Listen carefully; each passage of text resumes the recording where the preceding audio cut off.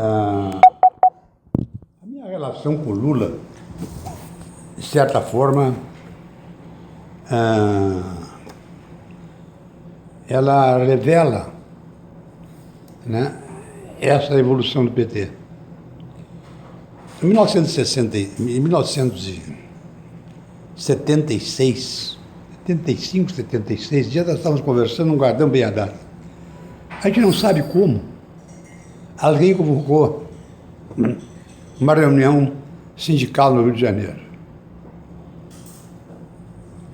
E aqui no Rio Grande do Sul foram 3 convidados. O Olívio Dutra, o João Paulo Marques, que era o sindicato vestuário, que naquela época era o sindicato que centralizava todo o movimento do Rio Grande do Sul. Ia ser um papel importantíssimo. E eu, como advogado do sindicato. Um domingo de manhã no sindicato rodoviário do Rio de Janeiro. A gente não sabia quem estava. Chegamos lá nesse domingo de manhã, daqui a pouco, foram chegando, uns foram se apresentando, um foi o João Paulo de Monlevade, lá de Minas, que era o líder lá da indústria automobilística. Chegou o Lula com o Cicote. Que ano isso? Nos dias brigamos para 76, Tá. né? Mas provavelmente 76. Chegou o Cicote, junto com o Lula, vieram os dois lá do ABC, o presidente do sindicato dos rodoviários do Rio de Janeiro, enfim, nós éramos umas 12 pessoas. Aí ficamos olhando um para o outro, ninguém sabia direito por que estava ali, uma situação meio constrangedora. Daqui a pouco, vamos sentar e vamos ver, vamos conversar. Eles começaram a conversar, né? Tudo muito incipiente. Era a primeira reunião que estava vindo intersindical. E a gente começou a falar em criar a intersindical naquele momento. Mas, ao mesmo tempo, se bicava num projeto político partidário, né? E eu e o João Paulo, os dois na mesa, que defendíamos o trabalhismo. E os outros demais, a criação do novo partido.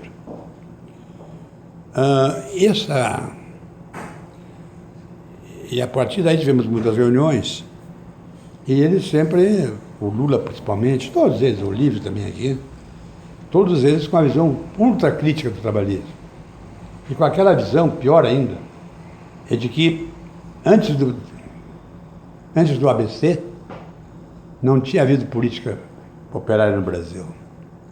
Não havia política consistente de esquerda. Tudo começou ali. Mesmo não havia movimento sindical. Aquela tese do populismo, né? Exatamente. Tudo começou ali. E a gente brigava, quebrava o pau. Mas isso reforçou muito as nossas relações. Começamos a ficar muito próximos. Ao ponto de, quando eu vou visitar o Brizola em Lisboa, eu tentei levar o Lula comigo. Conversamos. Aí eu e a Dilma, né? A Dilma saímos daqui, pegar um avião no Rio de noite. A Dilma, tu fica me esperando no Rio, que eu vou descer em São Paulo, vou tentar levar o Lula, né? Fui almoçar com ele. Aí conversamos, ele vacilava se ia, não ia, né? Agora mais tarde conversamos. Sabe por que eu não fui? Na época eu não tinha consciência disso. Eu não fui porque se eu tivesse ido, o Brizola tinha me engolido. Naquela época eu não estava preparado para isso. Bem, mas com aquela crítica, né, e aquela autossuficiência. Aí vem a fundação do PT. Eu tinha tudo para ser do PT, a minha trajetória, eu e a Dilma. Mas nós sabíamos que nessa luta interna ia ter problemas sérios. Que nós já tínhamos participado na cadeia. E também não era a tese que nós defendíamos. Ironicamente, na fundação do PT, eu sou representante do PDT na fundação do PT. Sempre tivemos uma relação muito boa. E nessa relação, com outros companheiros trabalhistas também, sérios, não é que o Lula foi amadurecendo. O Lula foi vendo Também as lutas internas do PT foram moldando ele também. Né? O isolamento que ele ficava, às vezes, está na frente dos demais, muito à frente, embora não conseguisse formalizar as coisas.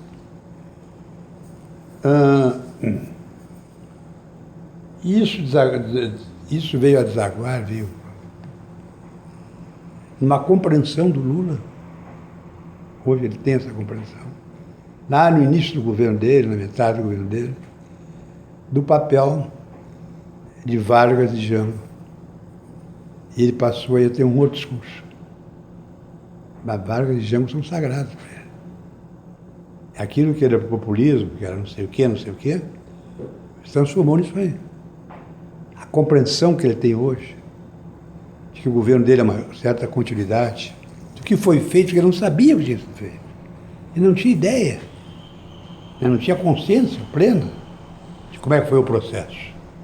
Ficava naquela lenga-lenga ali de pereguismo, sindicato de serviço do governo, Carta de Lavoro, ficava por aí, entende? Ditadura Vargas, né? Essas coisas.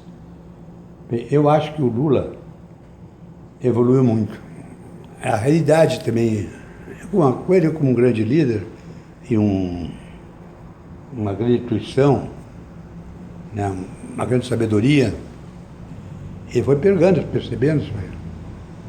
Então, hoje eu tenho consciência, né, de que ele tem essa visão também, de que ele é a continuidade do governo Vargas, que o petismo, vamos dizer, né, o governo mesmo, é uma continuidade do trabalhismo, continuidade do governo Getúlio, do governo Jango, agora já num patamar um pouco superior, porque as condições objetivas já permitiam, mas é tão interessante esse estudo comparativo,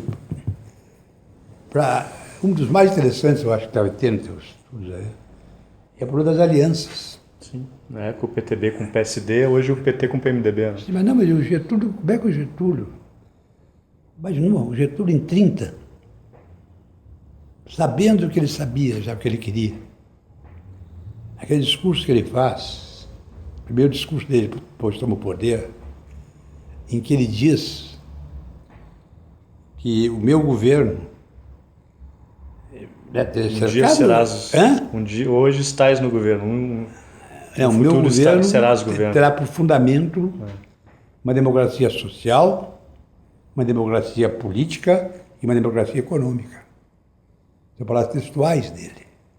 Diz mais. E o Estado será um indutor do desenvolvimento. Estava respondendo. Qual é a pergunta que ele estava respondendo nesse discurso?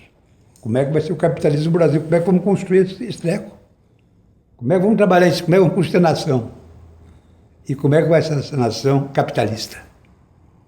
Então, meu governo terá por fundamento uma democracia social, né, que é a CLT, esse negócio todo, direitos trabalhistas, uma democracia política, tanto é que é de cara, institui o voto universal, né, institui o voto feminino, voto secreto, e cria a justiça eleitoral. Isso foi de cara. Né?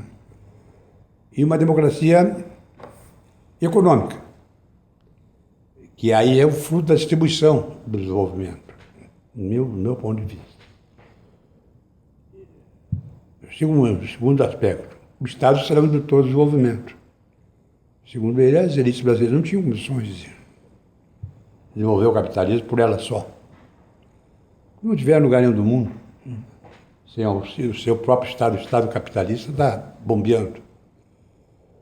Terceiro, esse eu acho o aspecto mais importante.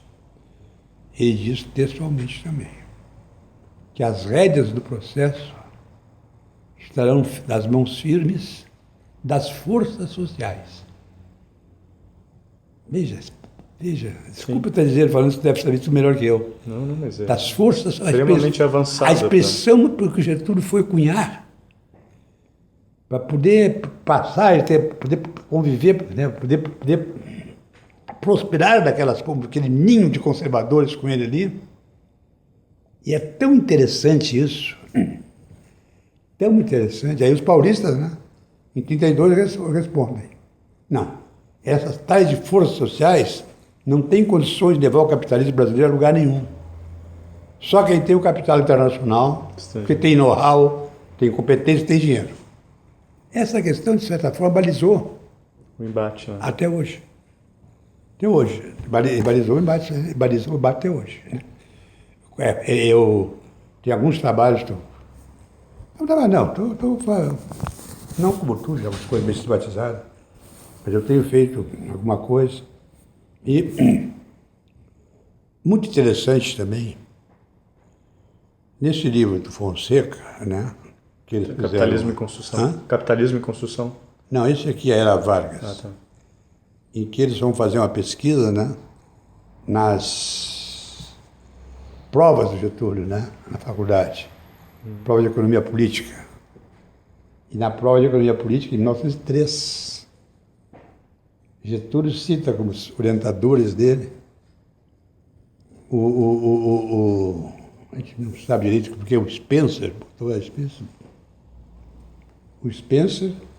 o nosso socialismo utópico francês, fugiu o nome dele, e o Marx. Positivismo. Como é que o Getúlio conhecia Marx em 1903? E aí tem uma associação que eu faço. Estou convencido que isso aí, claro, não foi que ele conhecesse, eu acho que era intuição, né? Quando houve a primeira eleição na Inglaterra, foi no ano de 1866. Primeiro nunca tinha havido eleição. O cara não sabia votar. Não sabia o que era aquilo.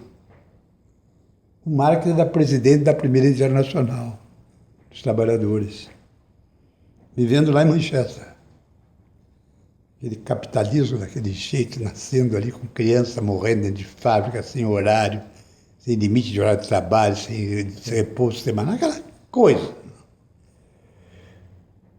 Aí pergunto para o Marx, aí tem um candidato da burguesia que está ascendendo e um candidato das forças feudais que estavam sucumbindo.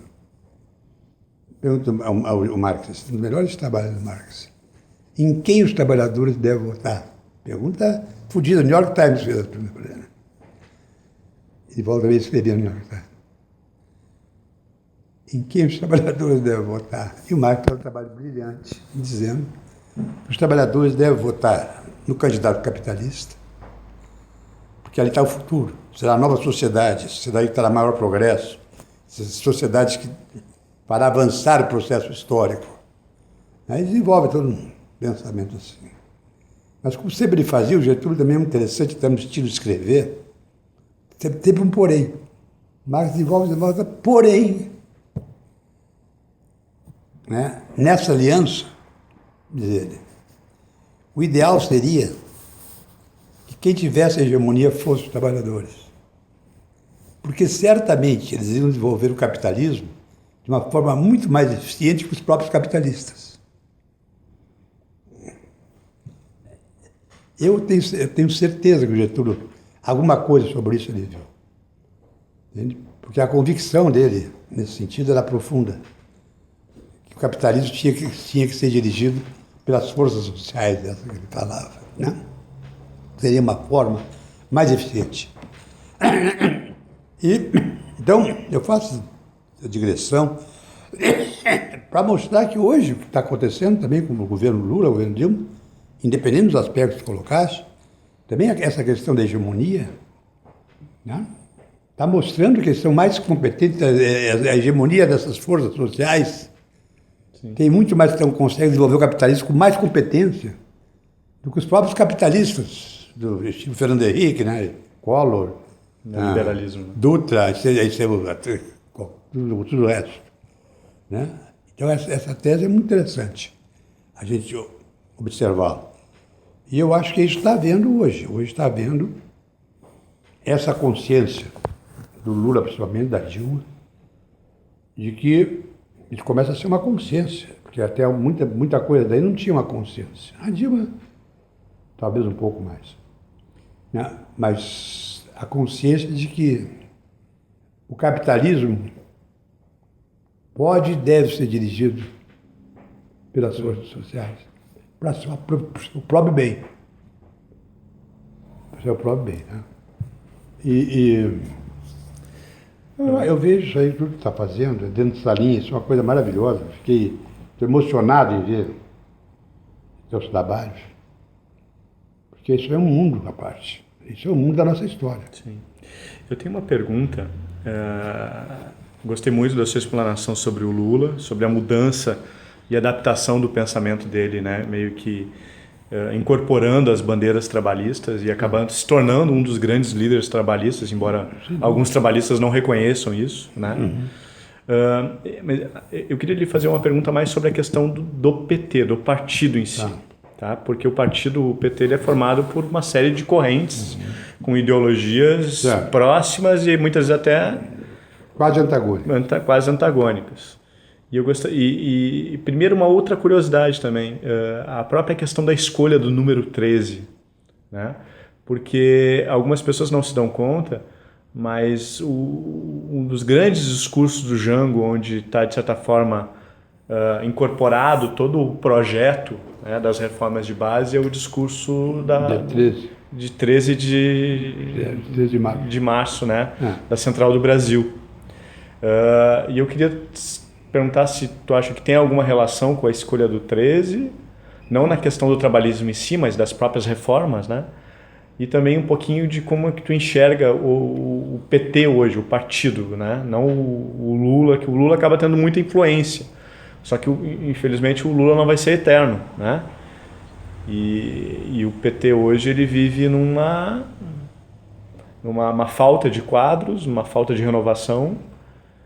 E a minha preocupação é como vai se dar a continuidade desse projeto, né? Eu queria que tu falasse um pouquinho sobre o PT.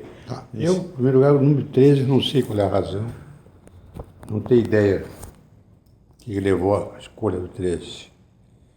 Com relação ao PT hoje, né? A última vez que eu discuti com o Lula, conversamos sobre essa questão, eu dizendo, né, o PT... Que data foi? Ano, pelo menos? Faz um ano atrás. Tá. Né? 2013, de 1 a 2 anos, tá. 2 anos. O PT perdeu muitas características, a gente conversando, né? Ideológicas, né?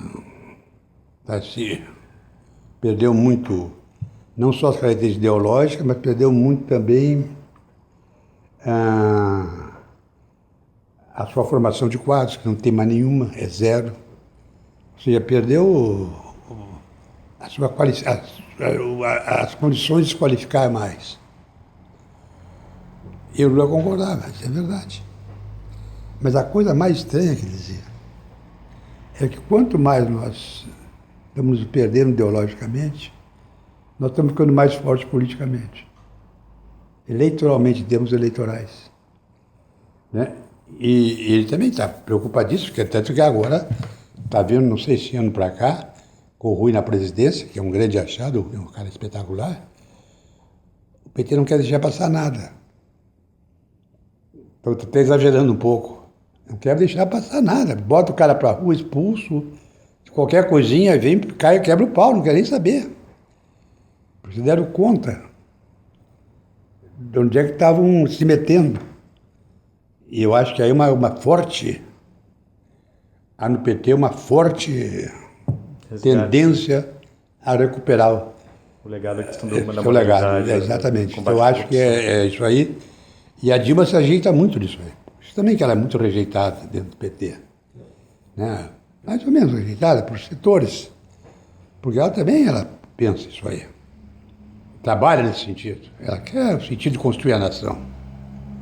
Né? E também porque tem uma questão por trás de toda essa, que eu acho, que também ilumina isso aí. É que a experiência, né, histórica, a realidade mundial do século passado, né, evidenciou que o socialismo ele virá para distribuir a fartura, não para distribuir a miséria. E o Marx insistiu tanto Marx insistiu, que o socialismo viria depois do capitalismo. Ou seja, enquanto as forças produtivas do capitalismo, se tiver o seu desenvolvimento extremo, até que entra em contradição insuperável com as formas de propriedade, o capitalismo tem que se desenvolver. E principalmente no terceiro mundo. Né? Uma espécie, o Brizola chama socialismo caboclo, né? Que a gente chama de social-democracia latino-americana. Socialismo Moreno. Trabalhismo é o caminho para o socialismo. Né? Então, essa é a questão, eu acho que tem que ser a grande compreensão, que sem haver um desenvolvimento capitalista que atinja toda a sociedade, não pode ser Estados Unidos, Europa, agora a China. Não, ele tem que atingir o conjunto da sociedade, para que isso possa dar um passo à frente, pelo tipo de sociedade que virá. Ela vai ter que ter um equilíbrio. A África tem que desenvolver. Sem a África desenvolvida, não vai ter socialismo. Sim. Do meu ponto de vista, entende? Por quê? Porque ele vem para isso. É para uma nova etapa. E essa nova etapa precisa que as forças produtivas estejam extremamente desenvolvidas. Né? Elas são nas favor das forças produtivas. Elas são o dia que for propriedade da sociedade, né? Essa será outra história. Então, eu acho também uma compreensão disso hoje, muito grande. Isso eu acho que até lá o Fidel compreendeu, até o pessoal mais empedernido compreenderam isso hoje. Que não tem como fazer transição para o socialismo do jeito que queriam, que nós todos queríamos, no equívoco geral. Né? Nem é aquele também modelo, não, porque isso é social-democracia. Não se trata disso. A social-democracia foi um fenômeno europeu, em determinada época. O professor Carlos Brasil gostaria de falar com o senhor bem rapidinho. Deu. E como é que tu vê essa questão do PT, do partido? PT. Eu acho o seguinte. Primeiro, eu acho que o surgimento do PT, para mim, é quase um milagre. Pelas forças que compuseram o PT. Aquela ideia que o Golbery, de certa forma, favoreceu o surgimento do PT justamente para combater o trabalhismo. Exato, isso aí. E não só nesse sentido, como também pelas contradições internas. As forças que se uniram, parecia impossível que houvesse aquela unidade. Mas aí entrou um fator que eu, na época, desprezei um pouco, bastante. O fator unidade chama fator Lula, fator líder, fator chefe. Né? Sem o qual não existe partido, ao menos partido de esquerda. Né? Então, isso não existe partido de esquerda em lugar nenhum do mundo forte, sendo uma liderança forte, que essas contradições violentas às vezes tem, ele passa por cima. Né? E elas, em vez de ser significativas, passam a ser irrelevantes. É isso que eu vejo do PT. O PT, né, se deixasse o PT a própria sorte, sem Lula aí, eu acho que seria um fraticídio. Porque já tem horas que é uma coisa, mesmo com Lula tem que ter 200 olhos. Porque daqui a pouco tem uma turma fazendo uma coisa absurda lá. Se acha no direito, se acha de fazer coisas absurdas. Então, eu acho que no PT o que eu vejo é essa preocupação tua também. Depois do líder, quando faltar o Lula, o que vai acontecer? Virar outro. Eu discutia muito a débito com o Jango esse dia, com o Brizola. Não, virar outro. Eles diziam, quando nós faltarmos, porque a camada, o povo, as forças populares criam, sem saber como. Emerge, não sabe nem de onde é que veio. Surge. Porque as pessoas de um condutor, então, essa parece que é uma exigência social, um milagre social e político. Emerge isso aí. Né? O Lula, na próxima eleição, vai ser candidato, né? Vai estar com 72 anos. Né? É novo. 16 anos é um cara forte, né? Tá bem de saúde, tá bem de cabeça. Né? E tem que preparar novos quadros. Agora, novidade do PT é o Rui, que é um velho quadro, militante, estivemos presos juntos, tudo isso, cara sempre muito bem preparado, né? Mas também é da nossa mesma época. Tu enxerga alguns nomes hoje que poderiam, de certa forma... Eu não saberia dizer. Difícil. Não saberia dizer. Uma terceira pergunta que eu tenho, e isso me interessa muito, é...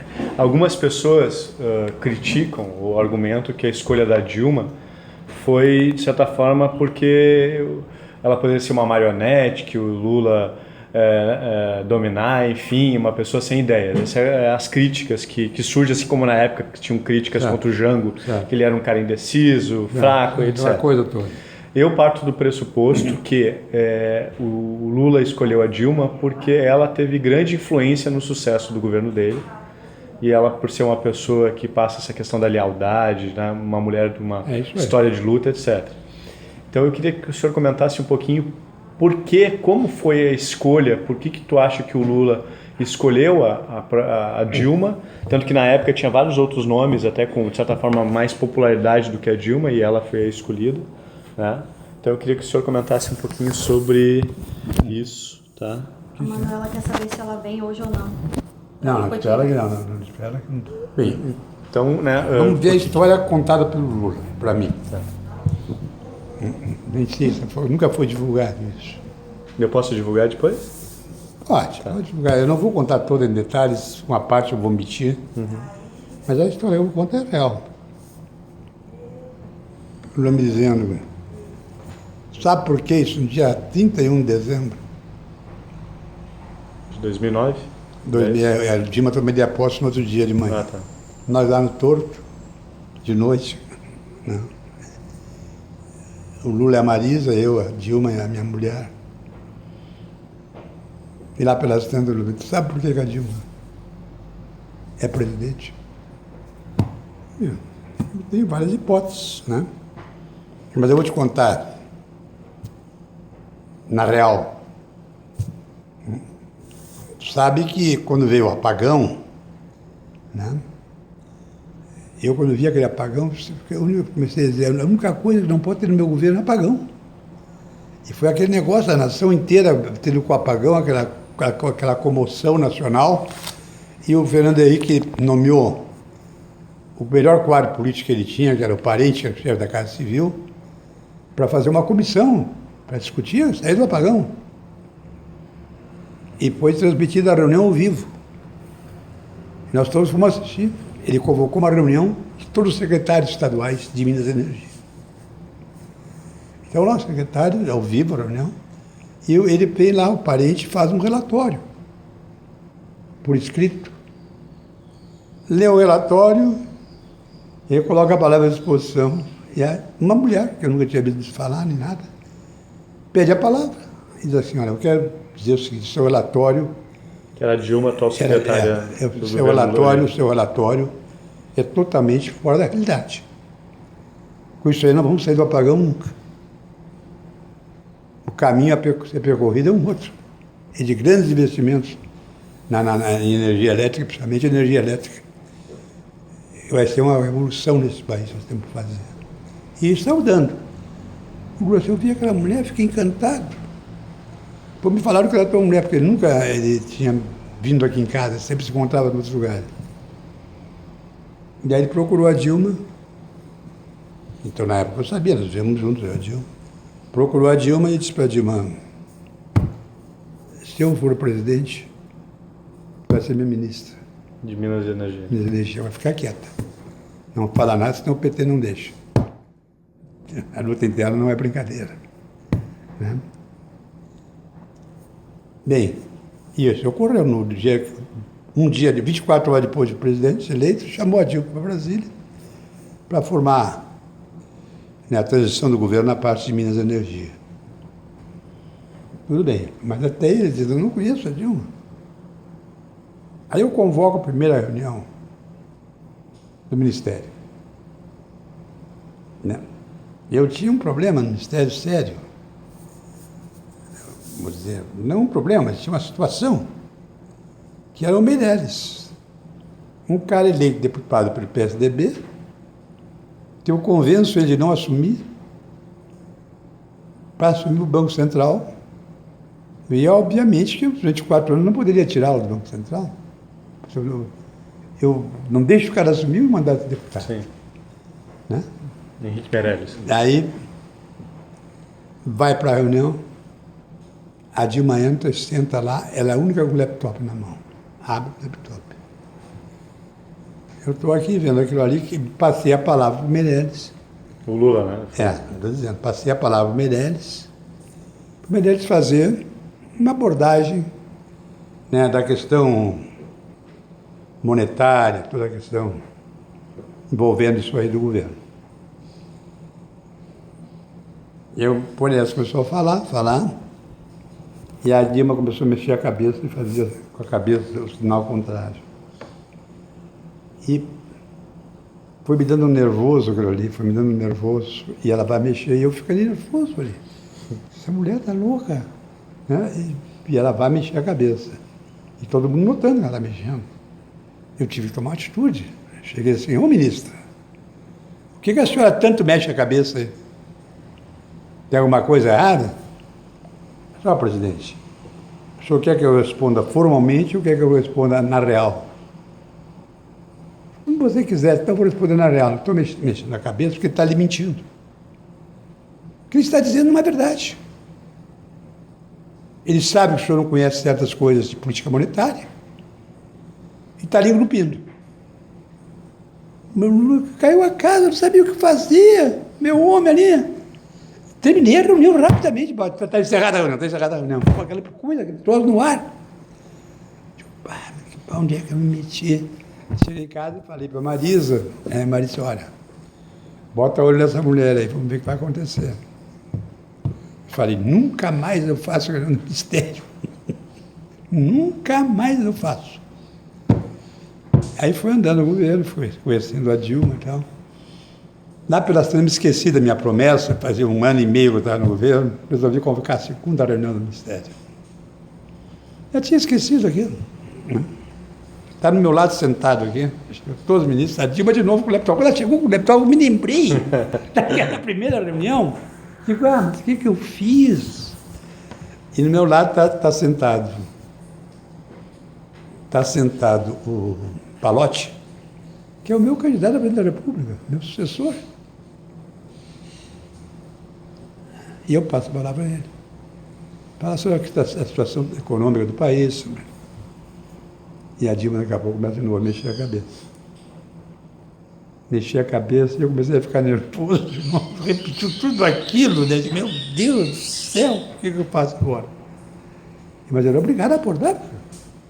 Todo mundo está vendo aquilo ali? Eu digo, ministra, a senhora está de novo, né? Mexendo a cabeça, o que há? O senhor quer uma resposta formal ou quer a verdade, presidente? Fala a verdade. Eu estou mexendo a cabeça pela mesma razão do anterior, porque ele está mentindo para o senhor. Por sinal, todo ministro está fazendo a mente para o presidente.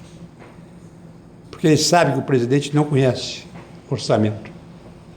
Né? Isso é uma prática que não é do Palocci. Isso é uma prática generalizada. Mas ele está mentindo. Ele não está lhe dando todas as perspectivas econômicas do governo. Mas foi de novo com aquilo. O cara é o meu candidato a presidente da República. Foi um pavor. Eu suspendi a reunião de novo. Suspendi na hora, está suspensa a reunião, porque ficou uma zoeira lá dentro. Né? E cheguei em casa e falei para a Marisa, aconteceu isso de novo. Ela disse, olha, te falei, fica de olho nela. No outro dia, chego no Planalto de manhã para trabalhar, 9 horas da manhã, está ela na porta do meu gabinete, com um carrinho, 2 carrinhos, tinha umas 50 pastas em cima, e ainda tinha umas pastas na mão. E ela chegou e disse, presidente, eu olhei na sua agenda hoje de manhã, praticamente não tem nada. Eu gostaria, se permitisse, gostaria de passar essa manhã com o senhor, para começar a lhe ensinar como é que o senhor lê o orçamento, para eles não me enganarem mais nessa parte. Pois não é que ela fez isso durante 5 dias e eu acabei aprendendo alguma coisa do orçamento. E aí eu peguei os troços, o cara não me engana mais mesmo. Né? E ela fez isso, né? Aí veio embora o José Dirceu. Bem, mas até aí, ela era uma pessoa respeitada no ministério, papá, né? E aí, quem é que eu ponho no lugar do José Dirceu? Ficou um problema, não tinha ninguém preparado.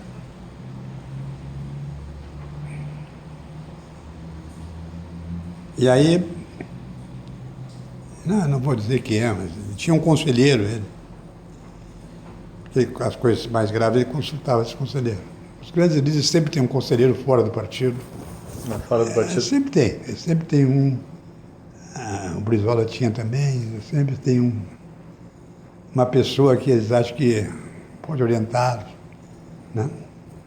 Então ele procurou o cara, e o cara disse assim para ele aqui, ó, só tem uma saída, só tem uma pessoa botar, é a Dilma.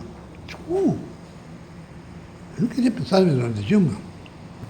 Sim, ela é uma pessoa leal contigo, estudiosa, conhece, trabalha que é um animal,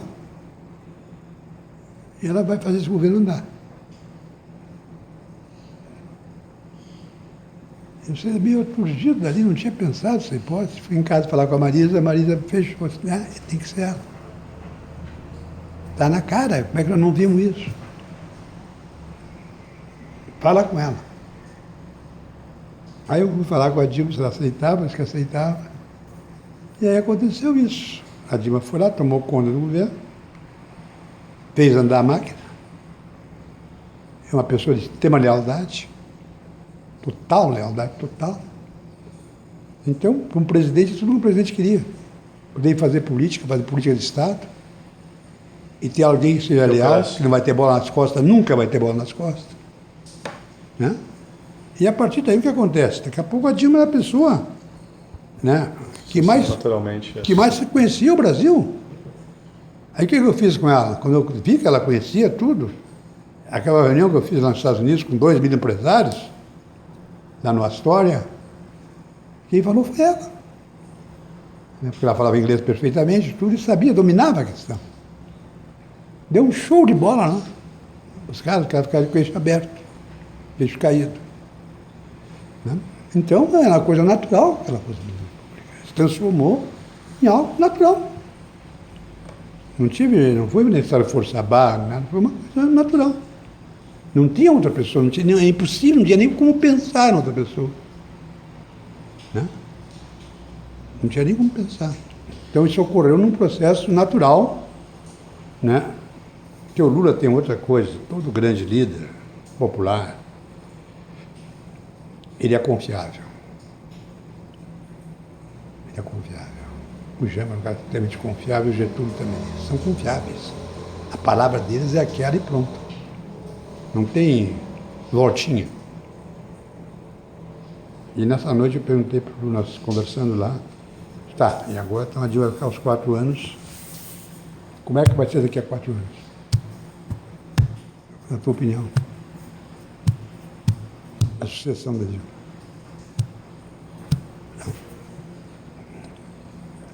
A Dilma é a candidata à sucessão dela.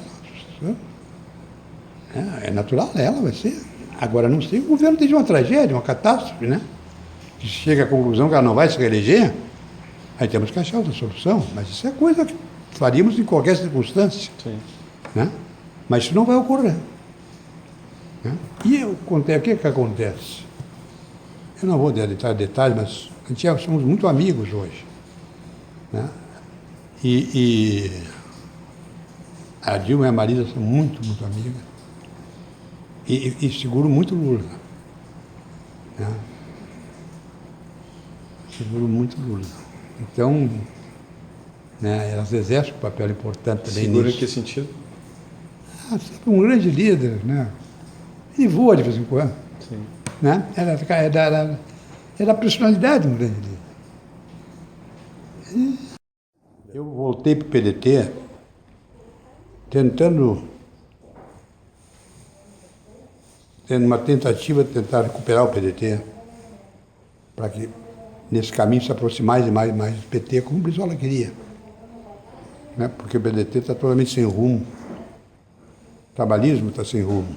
E esse é um patrimônio que você não poderia deixar se esvair, né, por aí.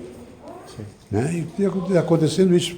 A gente está lá dentro batalhando, né? Às vezes tem que fechar o nariz para poder conversar com os caras, né? Para tentar não deixar que isso aí... Estamos formando um time... Questões meramente eleitorais acabam indo de encontro a projeto, né? Queria lhe fazer uma outra pergunta. Eu queria que o senhor comentasse um pouco, até porque o senhor está, de certa forma, muito próximo dos bastidores, né? A questão do Manteiga. Porque, na minha opinião, é um dos melhores ministros que o Brasil da Fazenda que o Brasil já teve. Né? Ele é o que está sendo... Só teve um ministro na época do Estado Novo, do Vargas, que ficou mais tempo do que ele. Agora, de lá para cá, ele passou, o Malan, inclusive, é o ministro que mais tempo tem. E até antes o início da campanha, ele era um dos muito atacados, né? Porque acontece, a economia brasileira hoje, um pouco em virtude da questão da crise internacional, outro um pouco da questão da falta de resposta do investimento privado. Então, nosso país está crescendo uma taxa não muito alta. E aí, tanto o governo Dilma é questionado em relação à questão do crescimento econômico. Embora a inflação, ao meu ver, é uma crítica inócua, porque se tu olhares os últimos anos do governo de Fernando Henrique, a inflação era muito maior, tanto que o Fernando Henrique entrega o país praticamente quebrado. Mas eu queria que o senhor comentasse um pouquinho dessa questão do própria participação do Manteiga dentro do governo. O Manteiga tem uma identidade muito grande com a Dilma.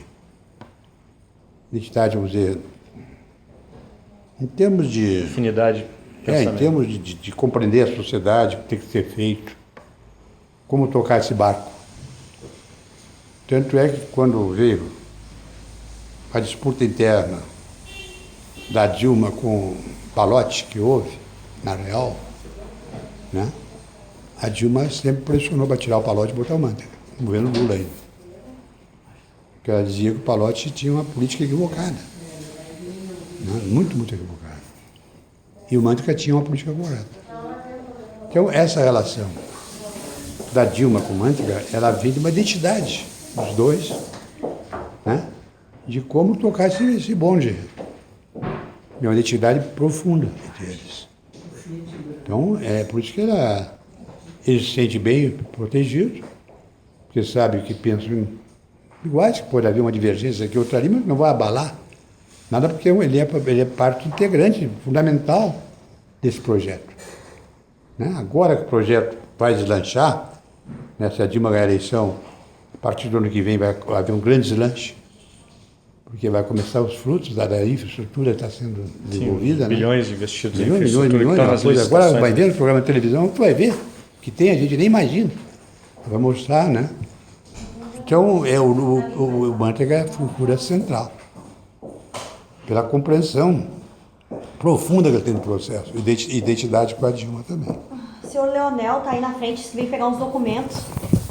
Não sei o que é. O senhor estava falando da questão do Manteiga, o papel então central. O Manteiga é isso aí, o Manteiga é uma profunda identidade, ele é Dilma.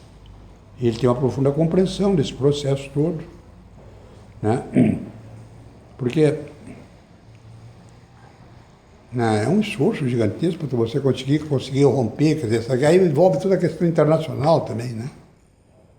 Essa questão que o Paul Krugman tem agora enfatizado muito, esse livro do Piquet também agora, né? Essa questão de como você... Isso que eu estou falando é muito particular aqui também. Furar esse tripé, a inflação, emprego e desenvolvimento. Eles fizeram esse negócio deles aí do superávit fiscal, taxa de câmbio flutuante, metas de inflação. Exatamente. Entende? Isso aí tem que terminar. Isso é um absurdo. Que vai dinheiro assim, né? Que acaba indo para o sistema um país financeiro. tanto necessitado quanto o nosso, então, né? Então isso aí tem que mudar, mas a Dilma tentou dizer isso, né, quando baixou o juro. Sim, aí teve uma repressão enorme da mídia da questão caiu a casa, de aumentar a inflação e ela teve que recuar. Ela teve que recuar, teve que cair e voltar atrás. imediatamente, porque tocou na coisa sagrada, né? Sim. Tocou na coisa sagrada. Claro que hoje, a nível internacional, já tem um time mais forte, comandado principalmente por Paul Krugman, né?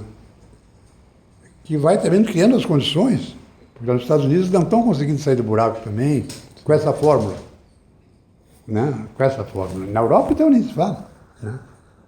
Então, mudar a fórmula. Essas são coisas que precisam ser feitas, vai precisar tempo.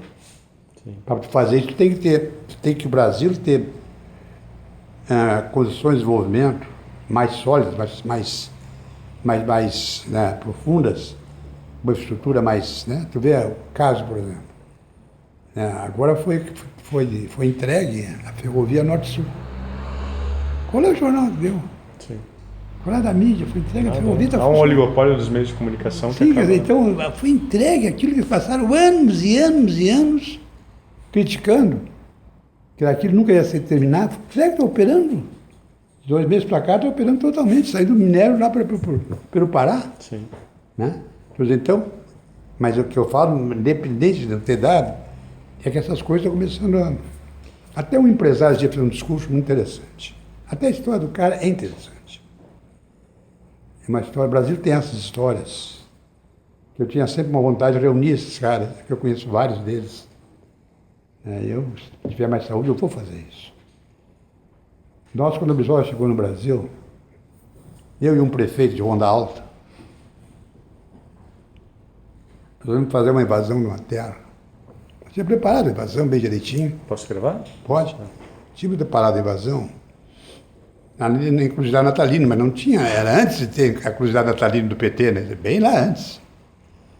É uma fazenda chamada Macari Brilhante, que era uma fazenda que parecia que a terra era do Estado, mas estava ocupada por uns argentinos explorando tremendamente aquilo ali. Organizamos bem o negócio, fizemos, foi bem feito. O Amaralzinho era governador, baixou lá no outro dia de helicóptero e apoiava. Depois eu, como deputado, consegui legalizar, dar o título de propriedade para todos, com o auxílio do Jair, porque o Jair foi um governador, para mim, que eu assistia que eu sou melhor. Fazia as coisas andar. Não tinha preconceito, fazia andar, gritava, tratava os caras do jeito que se tratava. Tá? Tocava, um cara que tocou o barco. Bem,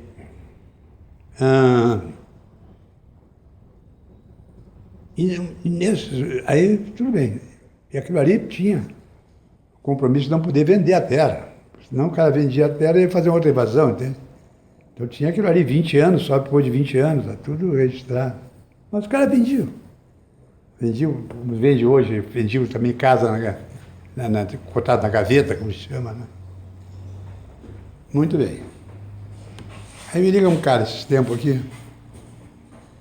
Só gostaria aí de conversar, de levar um papo aí, papá. Eu sou aqui de Lucas do Rio Verde. Eu nunca ouvi falar da cidade, Lucas do Rio Verde, aqui no Pará, aqui no Mato Grosso. Dá para levar um papo? Vai, aí veio aqui almoçar. Não, eu sou brisolista, eu sou trabalhista, entende? E eu quero ajudar. Não, então venha. Aí isso faz 4, 5 meses, 6 meses. Aí chegou aqui o caso seguinte. Eu estava naquela invasão daquela terra lá. 77, 78, 79. Estava invasando aquela terra lá. Vendi o meu lote. Arrumar uma graninha e me toquei em Mato Grosso. Mas agora, esse ano, 2014, eu me transformei no maior produtor de soja do Brasil. Passei o mágico. Mas como é o seu nome, né? Eu nunca vi. Norato Pivetta. E a minha cidade também só não sabe, não ouviu falar, mas você vai ouvir falar muito da minha cidade para frente. Já fui 5 vezes prefeito lá. Estou de prefeitura de novo. Só vou lhe dizer algumas coisas aí para o senhor. Minha cidade talvez seja a única do Brasil que não tem escola privada. Porque a escola pública é tão boa que a privada não há. Toda a escola pública, lá primária e secundária, tá? É do meu município. Todas têm escola, todas têm piscina e ginásio de esporte. todas. Está lá a riqueza que nós temos. Então lá é outro mundo. Qual é o nome da cidade? É Lucas do Rio Verde. Tem até um time de futebol disputando a segunda divisão agora. Vai para a primeira, vai subir. Nossa, fantástico. E a Dilma, né, já estava envolvida com eles lá, ele queria conversar um pouco com a Dilma, para dar umas ideias e tal. E a Dilma já tinha feito lá uma licitação de uma estrada, saía de Lucas do Rio Verde e vinha a Paranaguá e a Santos, para escoar a produção. Já estava licitada, começaram a construir a estrada.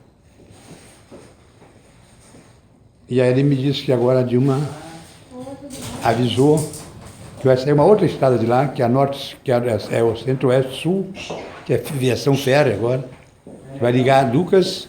Oi, Roberto. Tudo bem? Roberto também é um companheiro de trabalho. Tudo bom? Senta aí, Roberto. Senta aí, Roberto. E vai ligar Lucas do Rio Verde a Rio Grande.